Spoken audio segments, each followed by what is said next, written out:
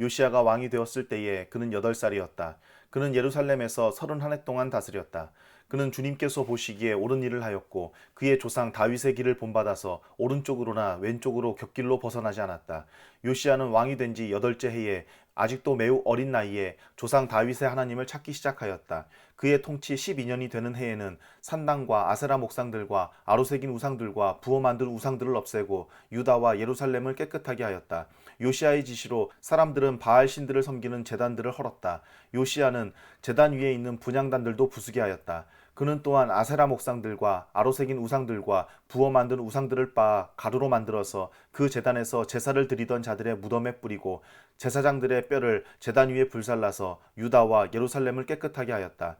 그는 같은 일을 므낫세와 에브라임과 시므온 지역과 저 멀리 사방이 다 폐허가 된 납달리 지역에 이르기까지 직접 가서 행하였다. 그는 제단들을 헐고 아세라 목상들과 아로새긴 우상들을 빻아 가루로 만들고 온 이스라엘 땅에 있는 분향단들도 모두 부수어 버리고 나서야 예루살렘으로 돌아왔다. 요시야는 나라와 성전을 깨끗하게 한 뒤에 통치한 지 18째 해가 되는 때에 아샬랴의 아들 사방과 마아세야 성주와 요아하스의 아들 요아 서기관을 보내서 주 그의 하나님의 성전을 수리하게 하였다. 이 세 사람은 힐기야 대제사장에게 가서 하나님의 성전에 들어온 돈을 그에게 건네주었다. 그 돈은 므낫세와 에브라임과 북이스라엘의 나머지 지역에 사는 백성과 유다와 베냐민의 모든 백성과 예루살렘 주민에게서 거두어 들인 것으로서 성전 문을 지키는 레위 사람들이 모아둔 것이었다.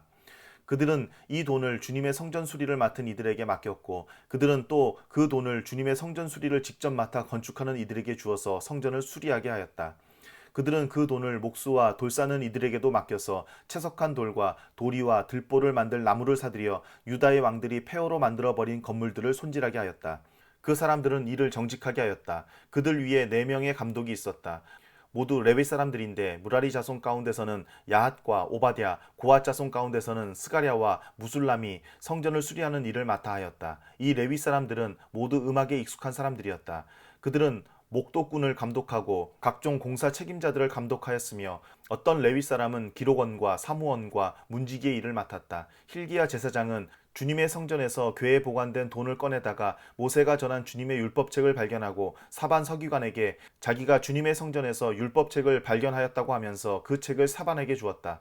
사반이 그 책을 가지고 왕에게 나아가서 보고하였다. 임금님께서 종들에게 명령하신 것을 종들이 그대로 다 하였습니다. 또 주님의 성전에 있는 돈을 다 쏟아서 감독들과 건축하는 사람들에게 맡겼습니다. 이렇게 보고하고 나서 사반 서기관은 힐기야 제사장이 자기에게 책 한 권을 건네주었다고 왕에게 보고했다.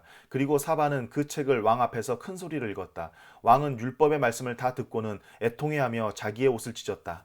왕은 힐기야와 사반의 아들 아이감과 미가의 아들 압돈과 사반 서기관과 왕의 시종 아사야에게 명령하였다. 그대들은 주님께로 나아가서 나를 대신하여 그리고 아직 이스라엘과 유다에 살아남아 있는 백성을 대신하여 이번에 발견된 이 두루마리의 말씀에 관하여 주님의 뜻을 여쭈어 보도록 하시오.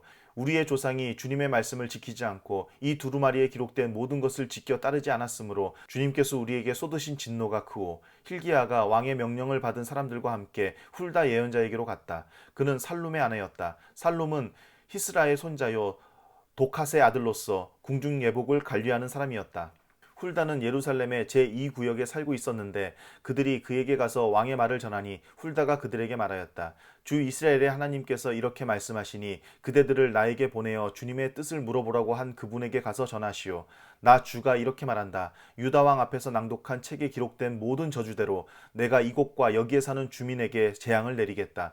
그들이 나를 버리고 다른 신들에게 분향하여 그들이 한 모든 일이 나를 노엽게 하였기 때문이다. 그러므로 내 분노를 여기에다 쏟을 것이니 아무도 끄지 못할 것이다 하였소. 주님의 뜻을 주님께 여쭈어 보려고 그대들을 나에게로 보낸 유다 왕에게는 이렇게 전하시오. 주 이스라엘의 하나님이 이렇게 말한다. 네가 들은 말씀을 설명하겠다. 내가 이곳과 이곳에 사는 주민을 두고 말한 것을 네가 듣고 마음에 느낀 바 있어서 하나님 앞 곧 내 앞에서 겸손해져서 네가 옷을 찢으며 통곡하였으므로 내가 네 기도를 들어주었다. 나 주가 말한다. 그러므로 이곳과 이곳 주민에게 내리기로 한 모든 재앙을 네가 죽을 때까지는 내리지 않겠다. 내가 너를 네 조상에게로 보낼 때에는 네가 평안히 무덤에 안장되게 하겠다 하셨습니다. 그들이 돌아와서 이 말을 왕에게 전하였다. 왕이 사람을 보내어 유다와 예루살렘의 모든 장로를 불러 모았다. 왕은 주님의 성전에 올라갈 때에 유다의 모든 백성과 예루살렘 주민과 제사장들과 레위 사람들과 어른으로부터 아이에 이르기까지 모든 백성을 다 데리고 주님의 성전으로 올라갔다. 그때의 왕은 주님의 성전에서 발견된 언약책에 적힌 모든 말씀을 사람들에게 크게 읽어 들려주도록 하였다. 왕은 자기의 자리에 서서 주님을 따를 것과 마음과 목숨을 다 바쳐 그의 계명과 법도와 규례를 지킬 것과 이 책에 적힌 언약의 말씀을 지킬 것을 맹세하는 언약을 주님 앞에서 맺었다. 왕이 거기에 있는 예루살렘과 베냐민 사람들도 이 언약에 참여하게 하니 예루살렘 주민이 하나님 곧 조상의 하나님이 세우신 언약을 따랐다. 이와 같이 요시야는 이스라엘 자손에게 속한 모든 땅에서 혐오스러운 것들을 다 없애버리고 이스라엘의 모든 사람으로 주 하나님을 섬기게 하였으므로 요시야가 살아있는 동안에는 백성이 주 조상의 하나님께 복종하고 떠나지 않았다. 요시야는 예루살렘에서 주님께 유월절을 지켰다. 사람들은 첫째 달 14일에 유월절 어린 양을 잡았다. 왕은 제사장들에게 각자가 해야 할 임무를 맡기고 주님의 성전에서 할 일을 잘 하도록 격려하였다. 왕은 또 주님께 거룩하게 구별되어서 온 이스라엘을 가르치는 레위 사람들에게도 다음과 같이 지시하였다.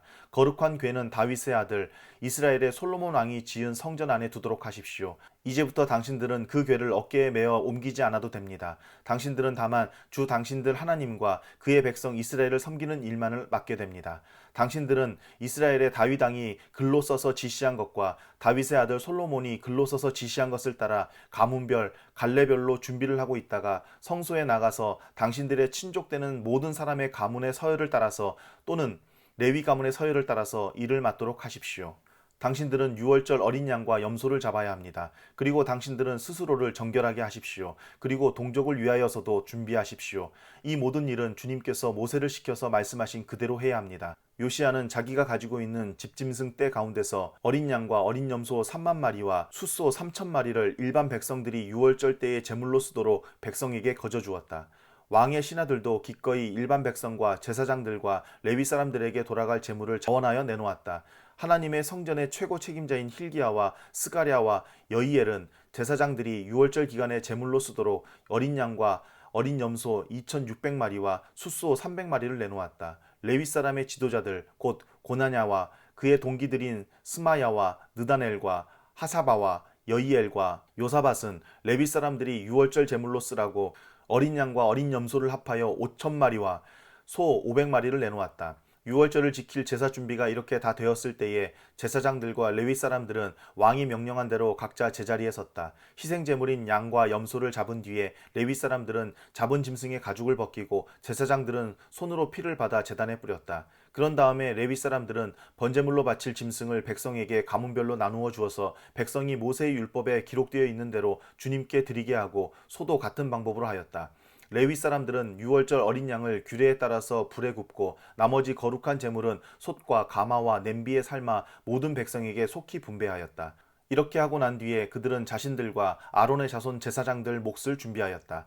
그것은 제사장들이 번제로 바치는 짐승들을 불에 태우고 희생제물의 기름기를 태우느라고 밤까지 바빴기 때문이다. 그래서 레위 사람들은 자신들과 아론의 자손 제사장들 몫을 준비하였던 것이다. 노래하는 사람들 곧 아삽의 자손은 다윗과 아삽과 헤만과 왕의 선견자 여두둔의 지시를 따라 각자 지정된 자리에 서 있었고 문지기들은 각자가 책임 맡은 문을 지키고 있었다. 노래하는 사람들이나 문을 지키는 사람들이 그들의 근무 장소에서 떠나지 않아도 되었던 것은 그들의 친족 레위 사람들이 그들의 몫을 준비하여 주었기 때문이다.